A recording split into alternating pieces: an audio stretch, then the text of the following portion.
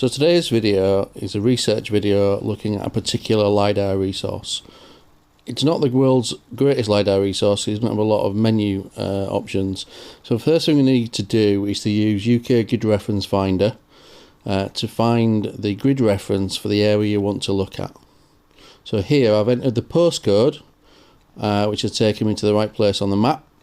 And I'm then using the functions on there. You click on the map itself and it'll pull this piece up, which gives you all the different location type references you want. What you want is the 6-digit 2-letter one that I've just highlighted there. If you copy the reference number, you can then paste it into the Lidar resource. So the Lidar resource is houseprices.io, and as you'll see on the end of it, you've got a grid reference. Substitute the one that's there with the one that you just copied to take you to the right area.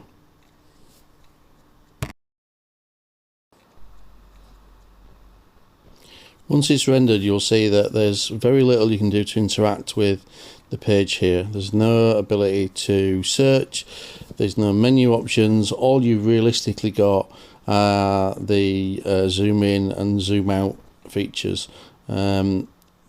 For whatever reason, there's no additional options on here, so you're sort of left stuck, and the only way of navigating is to do what I showed you earlier with the grid reference finder.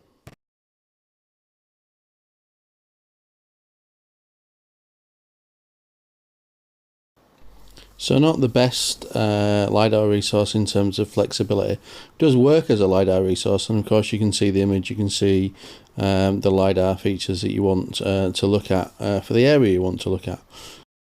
So if you double click on an area on the map, it'll pop up this little menu system, and that's what I really want to show you as a hack today. So you'll see if you click on the GeoHack link here, it takes you to a brand new site. And this site has the most extensive set of links to maps in one place that I've ever seen. Again, I'll put the link onto the site description. But as you can see, as I scroll down, you've got UK maps, you've got global resources, you've got other information, you've got pictures, you've got information on kind of anything and everything you could ever want to know about. What's neat is that when you click on a link here, so we're going to pick on the Defra's Magic service here, which is a great map and a great resource, what you'll see is it takes you straight to the right place on that particular map or resource.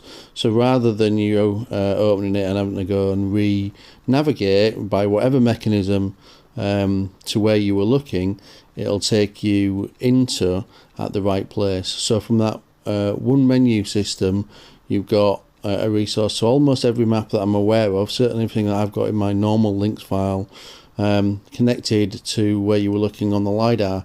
So it's great from a resource point of view, because you can look at everything in one place, one after the other, compare them if needed, etc, etc. And like I said, as you'll see on here, you've got virtually every map I'm aware of. So you've got the National Library of Scotland's side-by-side map, which is a great resource that allows you to look at different age maps for your area side by side. So again, it launches in the single view, but quick click on your own side-by-side, and you've got here you've got satellite versus old, but you can change them as you need to. I'm sure people are used to experimenting with this particular one.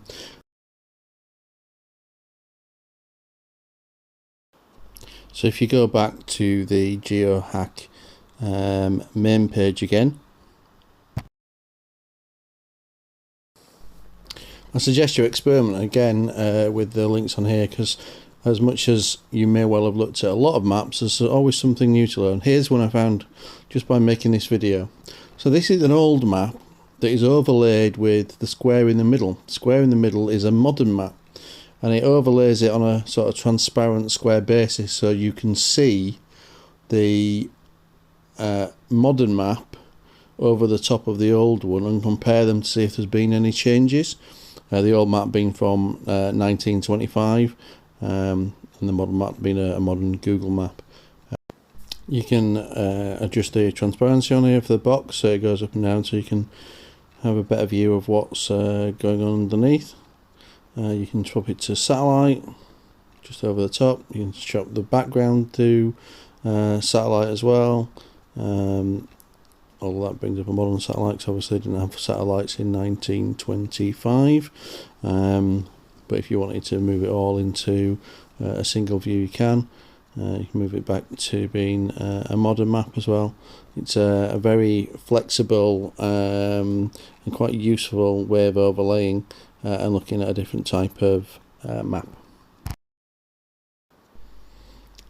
And of course that was just looking at the right hand side of the menu system, the Great Britain side. On the other side, on the left hand side, you've got global services. So for example, if you wanted to look at the Apple view, if you're an Apple user and you use it on your iPhone, you can see it as you'd see it on an Apple device and look at it that way around, including their satellite resources, to look at the image overlay, so you can see that view. If you go back again, you can see, let's go back through, we'll get back to the GeoHack main page. You can see it on Bing Maps, a whole host of other ones. Like I said, experiment, go through, check them all out, see which ones give you what you want and you want, you look for. You'll notice with a lot of them as well, because of different suppliers, you'll find that they've got different satellite images and different mapping systems that are slightly different. So same view that we've already had, and yet what we've got is a different view of the fields we were looking at earlier, which can be useful to see it that way around. I also found this one called Terra Server, which I'd not come across before, which gives you a view a little bit like Google Earth, in that you can go backwards and look at satellite images from the past. These are the thumbnails over on the left pane here, so you can go back a few years to see what's available. I've not double checked, but I think these are different images to the normal Google Earth ones as well, so you get some different overlays. I think to get rid of the watermarks after the first picture, those product view watermarks, you probably have to subscribe, which may or may not be worth it, but you can kind of see what you're looking at anyway, even with those in place. So again, a resource I'd not seen before. There are literally hundreds of things on this centralized sort of menu system, so please have a look and experiment and see what you can find. One of the things I thought was particularly useful was this one.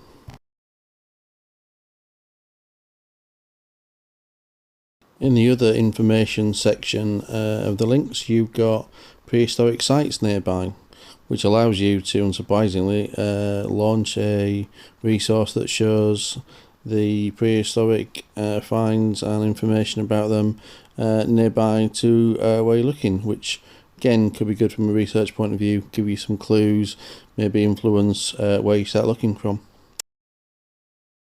So that's it for this video, but if you found it useful and the information has helped, then please feel free to subscribe to my channel.